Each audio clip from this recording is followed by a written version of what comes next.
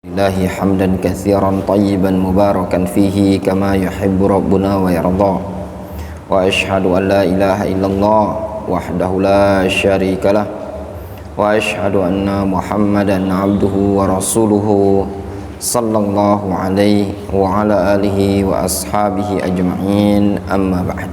Kita lanjutkan, kita masuk pada bab yang berikutnya, al-mabhas at-tasi', pembahasan yang ke-9, fadlu ta'limil Quran, keutamaan mengajarkan Al-Quran. Bab keutamaan mengajarkan Al-Quran. Kita baca hadis. An Abi Abdurrahman As-Sulami, dari Abu Abdurrahman As-Sulami, an Utsman ibni Affan radhiyallahu anhu, dari Utsman ibnu Affan radhiyallahu anhu, anin Nabi sallallahu alaihi wasallam, dari Nabi sallallahu alaihi wasallam, qal, beliau mengatakan, khairukum man ta'allamal Qur'an wa 'allamahu, sebaik-baik kalian adalah man ta'allamal Qur'an, orang yang mempelajari Al-Qur'an, wa 'allamahu, dan mengajarkannya. Nabi SAW menyebutkan dalam hadis ini bahwasannya aktivitas terbaik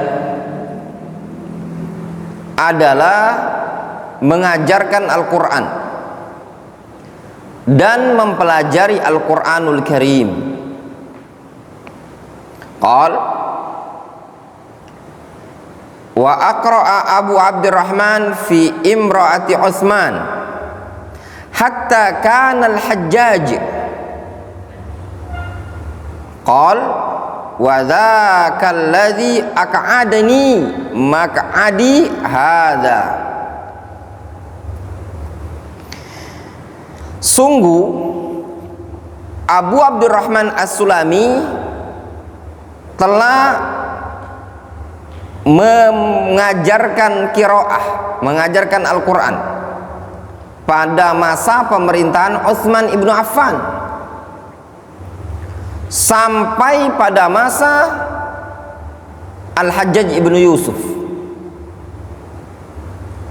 Jadi bertahun-tahun ya, dari zamannya Utsman, kemudian zamannya Ali bin Abi Thalib, kemudian zamannya Muawiyah, kemudian zamannya Yazid ibnu Muawiyah. Yazid bin Muawiyah itu di zamannya Al-Hajjaj ibn Yusuf. Jadi sekian khalifah, sekian pemimpin, sekian pemerintahan generasi, beliau menjadi apa? Muqri. Aqra'a artinya membacakan atau mengajarkan bacaan Al-Quran. Terus apa yang mendorong beliau untuk seperti itu? Kata beliau, wadzaka, hadis yang seperti itulah, yaitu hadis Nabi SAW itulah, alladzi aq'adani maq'adi hadza, hadis Rasul yang Rasul menyatakan khairukum man ta'allamal Qur'an wa 'allamahu, adalah yang memotivasi aku, yang membuat aku duduk pada tempat dudukku ini. Maksudnya apa? Ucapan Rasul itulah yang membuat aku berposisi seperti ini. Hadis Rasul itulah yang memotivasi aku untuk mengajarkan Al-Quran. Yarwi hadzal hadis an Utsman tilmidhu an-Najib Abu Abdurrahman As-Sulami. Hadis ini diriwayatkan dari Utsman oleh murid beliau, yaitu muridnya Utsman, siapa? Abu Abdurrahman As-Sulami. wa huwa Abdullah ibn Habib Ar-Rubai'ah As-Sulami. Ya. Nama beliau adalah Abdullah ibn Habib Abu Abdurrahman As-Sulami. Min kibarit tabi'in wa qurra'ihim. Beliau termasuk kibarut tabi'in, senior dari kalangan para tabi'in. Qara'a ala Utsman ibn Affan wa Ali ibn Abi Thalib wa ibn Mas'ud wa Ubay ibn Ka'ab wa Zaid ibn Thabit ajma'in. Beliau belajar ngambil Al-Quran kepada siapa? Utsman ibn Affan. Lihat semangatnya Abdullah ibn Habib Abu Abdurrahman As-Sulami. Beliau tidak mencukupkan dengan satu guru. Siapa guru beliau? Utsman ibn Affan. Siapa lagi? Ali bin Abi Thalib. Siapa lagi? Abdullah ibn Mas'ud. Siapa lagi? Ubay bin Ka'ab dan Zaid bin Thabit. Jelas? Wa huwa allazi arsalahu Utsman bil mushaf ba'da jam'ihi ila ahli al-Kufah liyuqri'ahum waqfahu, atau liyuqri'ahum wafqahu. Beliaulah, siapa beliau di sini? Abu Abdurrahman Sulami tadi adalah orang yang diutus oleh Utsman dengan membawa mushaf. Setelah dikumpulkan oleh Utsman, diutus oleh Utsman ke ahli Kufah. Jadi beliau diutus oleh Utsman untuk membawa mushaf ke ahli Kufah, liyuqri'ahum, untuk dibacakan ke ahli Kufah, wafqahu, supaya cocok. Difahami? Jadi beliau ini memang guru ngaji. Wastamarra ala iqra'ihim ila wafatihi am 74 min al-hijrah fi awali walayati al-Hajjaj ibn Yusuf ala al-Iraq. Dan beliau terus menjadi guru tahfidz, guru ngaji sampai pada masa wafat beliau.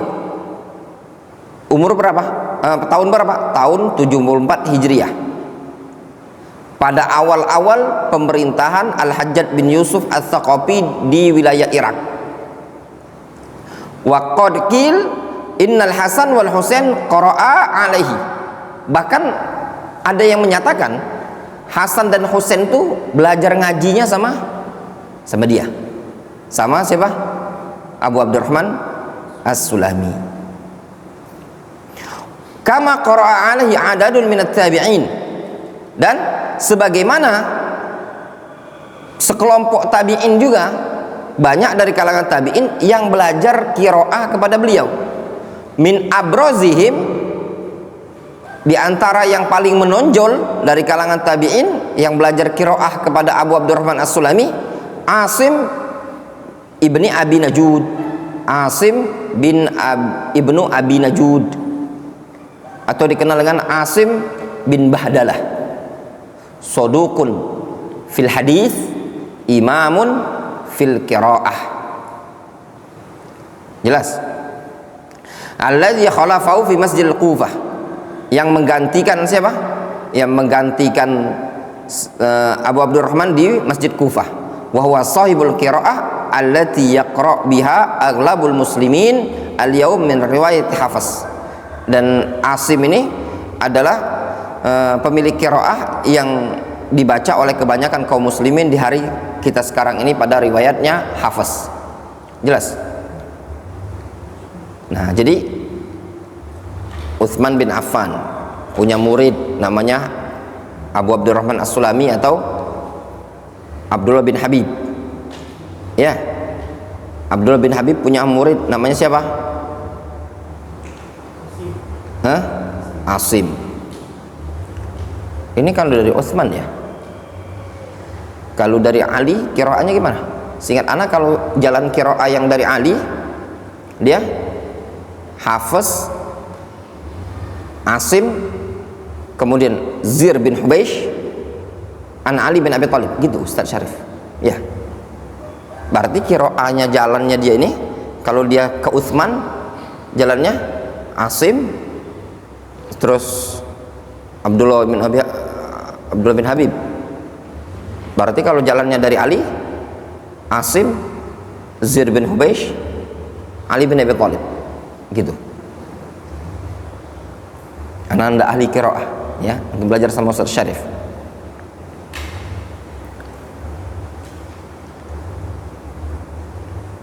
Tapi ya gini, bantu belajar. Kalaupun nggak ahli-ahli, janganlah bodoh-bodoh sekali itu, ya enggak? Jadi paling nggak tahu gitu loh. Makanya kalaupun kita bukan ahli qiraah, ya paling nggak tahu, ya. Ulama-ulama ahli qiraah gitu, tahu saja udah lumayan, supaya ndak bodoh-bodoh banget lah bahasanya itu. Nah, untuk melihat dalam hadis ini, ya, karena ada hadis ini yang memotivasi Abu Abdurrahman As-Sulami untuk mengajarkan Al-Quran. Apa kata Rasul? Khairukum man ta'allamal Quran wa 'allamahu. Sebaik-baik kalian adalah orang yang mempelajari Al-Quran dan mengajarkan Al-Quran. Sehingga profesi mengajarkan Al-Quran, profesi mengajar ngaji, itu bukan profesi hina sebenarnya, ya. Profesi baik, profesi yang sangat bagus, sehingga sangat layak para guru-guru Al-Quran itu disupport. Kalau mau dibilang guru-guru Al-Quran itu layak dibayar mahal. Kenapa layak dibayar mahal? Banyak sebab. Yang pertama, sesuatu yang mereka ajarkan adalah sesuatu yang mulia. Yang mereka ajarkan itu adalah suatu kalam ilahi yang sifatnya ibadah. Itu yang pertama.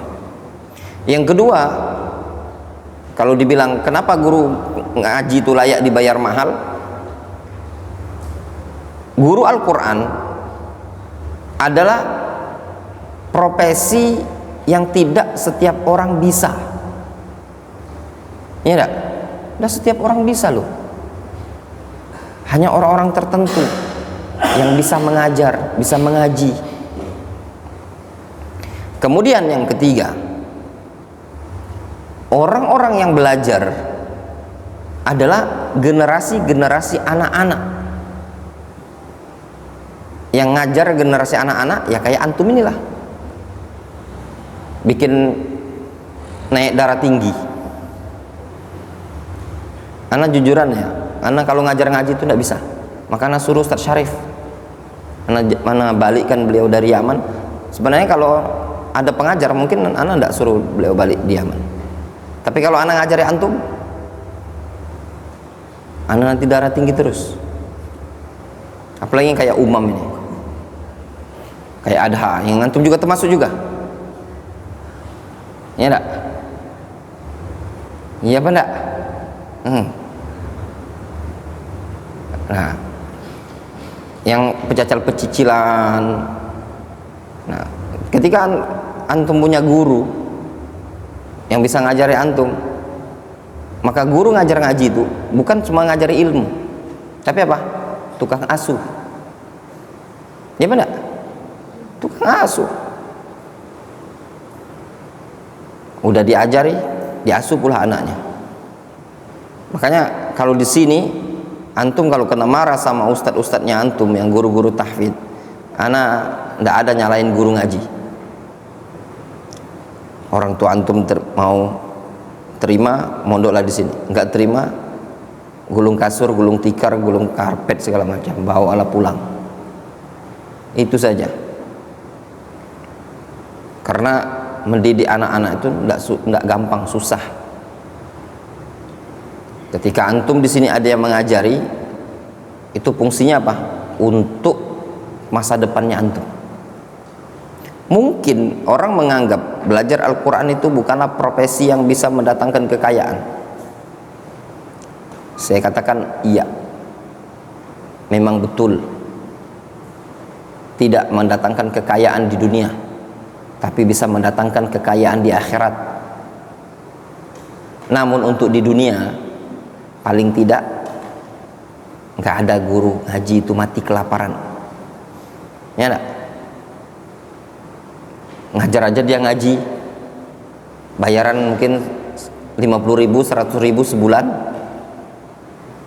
udah bisa dia memakan sebulan, ya enggak? Ada 10 murid, 20 murid. Saya ketika di perjalanan di kapal, waktu itu mau ke Gresik, Jawa Timur, ada rombongan pekerja orang dari Jawa Tengah, jadi dia kerja di Aceh. Ngobrol lah kami di kapal. Saya ingat suatu ucapan yang dia bilang gini, "Dek, belajarlah. Tidak ada di Jawa itu kiai yang kelaparan. Ya, belajarlah, kamu bagus belajar," katanya. Memang nggak ada kiai yang kelaparan. Ya. Di zaman sekarang itu susah cari pekerjaan, ya, susah. Ketika mentok-mentok antum tidak dapat kerja, minimal ngajar ngaji aja sudah lumayan kan, ya benar? Ngajar ngaji dengan bayaran, ya memang enggak, kita itu bukan mau kaya sih, minimal sudah cukup untuk makan. Ada yang pontang-panting ke sana cari kerja, bawa ijazah sarjana dan semisalnya. Lihat zaman sekarang maaf ya, saking susah cari kerja, orang yang sarjana teknik pun jadi guru tahfidz, apa enggak? Yang sarjana sosial jadi guru ngaji, ya benar? Antum lihat dari beberapa sekolah-sekolah Islam itu, pengajar-pengajarnya, kalau dilihat di Palembang ini sering diumumkan, dibuka tahfidzul Quran, misalkan ustadz ini sebenarnya dia cuman backgroundnya sarjana, bukan sarjana pesantren atau apa namanya sekarang tuh, bukan SAG, bukan, tapi sarjana umum. Menunjukkan apa? Ilmu seperti itu lebih dibutuhkan di tengah-tengah masyarakat. Siapa bilang ilmu Al-Quran tidak dibutuhkan? Dibutuhkan. Sampai tua pun antum masih dibutuhkan. Antum sarjana ekonomi, antum mau jadi apa? Dokter. Hah? Dokter itu ilmu yang di masyarakat yang masih dibutuhkan orang itu pun dokter. Kalau antum apa? Mau kerja antum teknik apa? Teknik, sarjana teknik hebat kan? Ya enggak? Hebat enggak? Kalau udah pensiun kerja ngapain antum? Hah? Umur 60 ada orang mau cari antum? Ada enggak? Antum udah umur 60 tapi bacaan Al-Quran bagus, masih dicari orang, ya Pak? Masih dicari orang untuk ngajar ngaji di masjid, ya enggak Pak Slamet? Masih umur 60, umur 65, 70, lihat di masjid-masjid itu yang ngajar. Antum mau ngajar apa? Komputer di masjid kalau udah pensiun kerja? Nggak ada ya kon. Ilmu yang masih dibutuhkan, mau mati pun masih dibutuhkan apa? Al-Quran. Lihat antum orang awam, kalau orang mati di tempat orang awam yang dibacakan apa? Al-Quran atau musik? Lihat penyanyi-penyanyi dangdut itu, ya, yang mereka itu kalau apa namanya sekali nyanyi ratusan juta, ya pada bayarannya. Kalau mereka mau mati minta bacain nyanyi dangdut atau bacaan Al-Quran? Hah? Nggak ada. Orang tahu kalau mau mati itu yang bacaannya apa? Bacaannya Al-Quran. Itu di kalangan orang awam. Ya enggak Pak Slamet? Atau antum pernah dengar Pak Slamet? Ada ini pejabat, keluarganya meninggal, dia panggil artis. Nggak ada. Paling panggil ustadz, ya kan, kiai, ya pada. Nah itu tadi. Jadi yang namanya Al-Quran itu kebutuhan hidup sampai kebutuhan mati di kalangan orang awam. Namun sedikit orang yang mau belajar. Antum kalau belajar teknik, kadang ditanya orang sertifikatnya mana? Ya benar? Hah? Ya enggak Pak Selamat? Iya. Kalau Al-Quran ditanya orang sertifikat enggak? Ada. Antum bacaannya bagus, suruh jadi imam. Ya benar? Orang percaya sendiri, tes ngimami. Masya Allah, ternyata Pak Selamat bacaannya bagus, tajwidnya bagus. Antum jadi imam. Tapi kalau kerjaan-kerjaan yang lain ditanya mana sertifikatnya? Ya benar? Iya. Pekerjaan ngajar Al-Quran, pekerjaan yang tidak butuh ijazah. Tapi itulah Nabi bilang, ya, nggak bisa buat kaya. Kalau antum mau kaya, jangan jadi guru ngaji. Difahami? Guru ngaji itu nggak ada yang kaya. Tapi nanti kaya di akhirat. Dia memang nggak kaya di dunia, tapi di akhirat dia kaya. Satu orang yang diajarinya. Contoh misalkan, ini contoh ya. Ini Abdul Hakam ini, siapa yang ngajarinya? Dulu Ustadz Syarif, Ustadz Idil dan yang lainnya. Nanti kalau dia besar, dia mengajar, dia punya murid, setiap hari dia baca Al-Quran. Itu yang dapat pahala siapa? Para pengajarnya. Nanti dia punya murid, siapa yang dapat pahala? Pengajarnya. Terus seterusnya. Difahami? Itu namanya amal jariyah. Kemudian waqad dzakara Abu Abdurrahman anna hadzal hadits huwa alladhi ja'alahu yu'athiru atau huwa alladhi ja'alahu yu'thir iqra' al-Qur'an ala ghairihi min al-a'mal li tahsilil fadilah al-waridati fi. Abu Abdurrahman menyebutkan bahwasanya hadis ini, hadis khairukum man ta'allama al-Qur'an wa 'allamahu, adalah yang menjadikan dia untuk lebih mendahulukan menjadi pengajar Al-Qur'an dibandingkan amalan-amalan lain, dalam rangka untuk mendapatkan keutamaan yang disebutkan dalam hadis ini tadi. Faqa'ada fi Masjidil Kufa muqri'an ma yaqrub min arba'ina sana. Sehingga dia duduk ngajar ngaji di Masjid Kufa sebagai guru ngaji hampir lebih kurang arba'ina sana, 40 tahun. Antum ngapain?